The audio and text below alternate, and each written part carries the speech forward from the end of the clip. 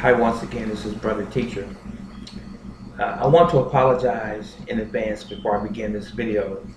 A couple weeks ago, maybe three, I attempted to do a video on a couple of my favorite hand combinations, and I had some background noise from my students in another room, and it was a pretty good video.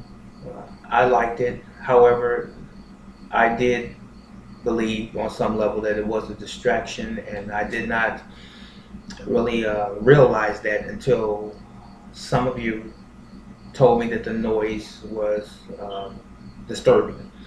So I, as in Brother Teacher fashion, decided to do another video minus the background noise. And again, I apologize.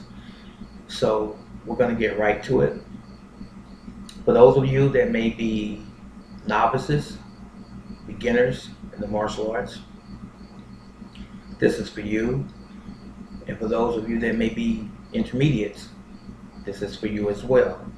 Even advanced and black belt level, those who have been in the martial arts for a while, sometimes we need refreshers, or we need a different point of view coming from someone different than we're accustomed to.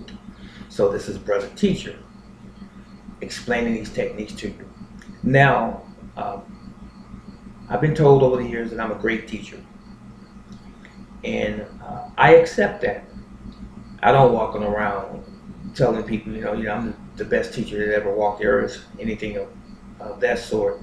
But one thing I do know, as much as I have, I give it to you, and as much as I know, I try to make it as elementary as possible in my expressing it and trying to convey it to those that are watching me, because I know that everyone does not comprehend the same.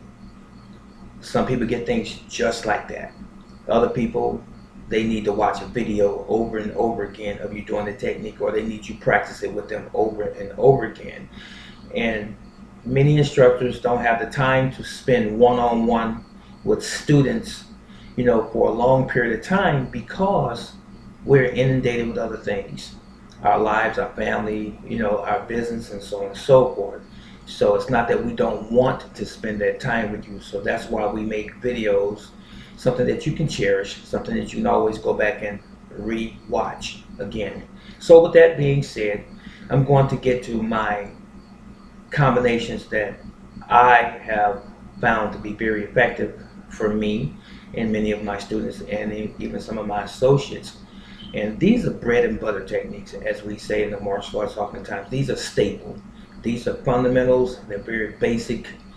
And please bear with me the way in which I express it, and keep it in context for those people who like to try and criticize and say, well, I will never fight a person straight on like that. Neither would I. So you're not going to see me fight straight on like this. I'm only illustrating the technique to you, and I want you to get the whole gist of what I'm saying. Okay, so now I'm facing you square. This is the demarcation line, straight down the middle of your body, down your nose, down your mouth, down your chin, straight down your chest, all the way down, splitting you in half. That's your center line, fundamentally. Okay, herein lies your organs, your heart, your liver, your kidneys, your abdominal region containing your intestines within, your spleen, and so forth. We want to protect the center. Now, I've seen Wing Chun practitioners over the years practice traditional Wing Chun, straightforward. I'm not knocking that. I tell my students and those that I train to try to be thin as you possibly can when you're engaging someone in a confrontation, to limit the exposed area, thereby not giving them an easy target. So we would rather be to the side. So for the most part, the target is going to be our head, because they don't have readily good access of the center. So even standing to the side, you still want to keep your hands up, protecting your center, even though it might be a little exposed if my hands were down. In other words, here. I don't believe in standing completely to the side. That doesn't make sense. But about here, almost as if you were walking in a normal stride. Okay, arms up. You want to keep your elbow in and your hand up about where your nose is, about here. Sometimes it's here, sometimes it's here. It just depends on the person and your training and your particular art that you're studying in. Okay, this other hand here, I'm going to show you to the side, should be roughly around the elbow. This, not that it really matters to you. If I'm teaching someone how to protect themselves, all of the jargon, all of the technical terminology, it's not important, because that's not what's saving your life. It's the techniques that's saving your life and the application thereof. Okay, so this traditionally in Wing Chun is called Man Sao, or asking hand. This hand on the inside is called Wu Sao, or protective hand. This protects your center, it's guarding. Okay, now bear with me. Some of the things that you might see me do may not be traditional Wing Chun, and they're not. I'm telling you right now, they're not, because I've studied more than one discipline. So they will all sort of meld together, all right? So now let's get to the combinations. So my hands are here to the side. We're going to execute the back fist here. This particular back fist is executed to the side of the body for the most part. Here, that's the back fist. Now, since this hand is closer to the target, it would stand to reason if we want to effect an immediate attack, it would be the lead hand. Note that I said lead. It will lead off and it will be followed by that punch. Reverse punch or a four-fist strike. Okay, so this is your first combination that I'm giving you. 1 and 2.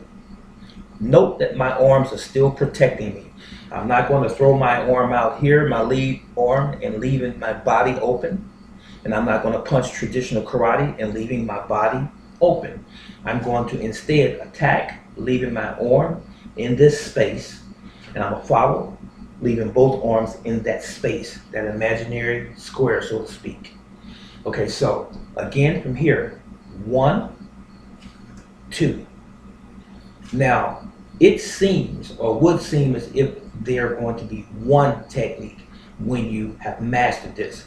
And mind you, you must practice this over and over and over again so that you can develop muscle memory, good timing, and good reflexes. Okay, so 1, 2.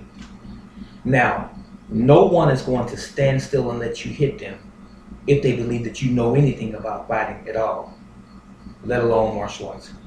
So you want to step into your target, step into your attack, in other words, just in case that person were to back up. Okay, so now, when you step with your lead leg. Okay, you go forward, 1, follow.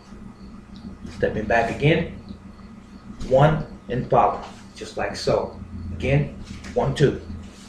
All right, it almost looks like 1 when you master it. Here, 1 technique.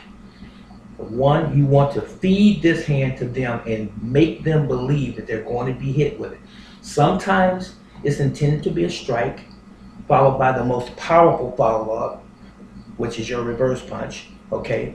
And sometimes it is intended to be a fake or a feint. You want to get them to commit their arms by blocking, by coming up, exposing their bodies. So you want to throw it up, you have to sell it to them, and then you follow with the other technique. And before they realize what's going on, you are already in close distance or range to execute elbows, pseudos, or knife hands up close. You got it? Okay, so one more time. Here, back fist, reverse punch. Back fist, reverse punch. I'll do it on both sides. And as I said in the last video, you never change your stance by dropping your hands. If you change your stance, you always keep covered, just like so. So now I'm in a right stance. My right hand is forward. It's going to be here and there again, here and there. Stepping forward, boom, boom, like so. Here, like so. Okay, Now, I think that's enough said about that particular combination, because it doesn't take a rocket science to figure it out. All it takes is you practicing it. Now, the next combination is going to be the blast, as they term it in Wing Chun. But don't believe just because you see something in Wing Chun, or excuse me, Jeet Kune Do, they like to call it a blast. Wing Chun calls it a chain punch, all right? Chain punch. Now, as I begin to say, don't think just because one art has labeled something, it doesn't exist in another art by a different name. The Sun Fist, or Chung Choi, does not exclusively belong to Wing Chun. So understand that. Okay, it is done with the hand cocked down when you strike. It is also done with the hand corkscrewing up, twisting at the wrist. More indicative of Wing Chun, okay? On impact, in other words, it's here and up. All right, so for the purpose of this video, I'm going to emphasize just punching with the upper two knuckles as if you were going to throw a reverse punch. I'll save the other part for another video. So when you execute your Sun Fist, we're going to assume our stance again. Now, our lead hand will begin. 1. Now, I call this tracking. Where this hand is going to be. So once I execute this punch, the first punch, the second punch follows that same path, and then the third punch follows that same path as well. And if you throw 4, 5, 6 punches here, like so. And the same is true in the first illustration of the combination that I showed you before, back fist, reverse punch. You want to step into your technique. So it's going to be here, 1, 2, 3. Stepping back again. 1, 2, 3, stepping forward. 1, 2, 3. Just like so. Now, the way I executed this technique in this particular sense was I went over the fist that's in front. Here, like so. You don't want to come like a hammer fist, because that takes you outside of the straight line. You want to be as straight and direct as possible with your techniques. Okay? Now, the next way you can execute that same punch is going underneath the one that's in front. So it's like this. 1, 2. You're replacing the hand. 3. Just like this. Underneath. All right? And oftentimes when an opponent have their arms extended towards you punching, you can go underneath their own arm, or you can go on top of their arm. Okay? So that's the purpose of those two punches and the direction in which I just explained. So now again, the blast or the chain punch, if you will. And a chain punch does not necessarily have to be fist attacks. It can be a combination of this and a knife hand or a palm strike as well. The concept is the same. So stepping forward, here is 1, 2, 3. All right, 1, 2, 3, like that. And make sure that you always breathe out on the execution of the technique. So here again is like so, or you can ki-up or ki-ai, or a battle cry, if you will. So on this side here, it would be the same thing, and the elbow stays in. You don't want your arm over to the side exposing yourself, because you have more support from the base or the trunk of the body when the arms are closer in, and it's more effective and more powerful. Okay, so when you go forward, it's here, 1, 2, and 3. Stepping forward, 1, 2, and 3. I hope that this video was of value to you, and I thank you for taking the time out of your day and watching this. If you enjoyed this video, and all of my videos for that matter, please share them with someone that you love, and like and subscribe if you desire. This has been Brother Teacher, and I thank you once again, and you have a blessed day or evening. See you in the next video. So long.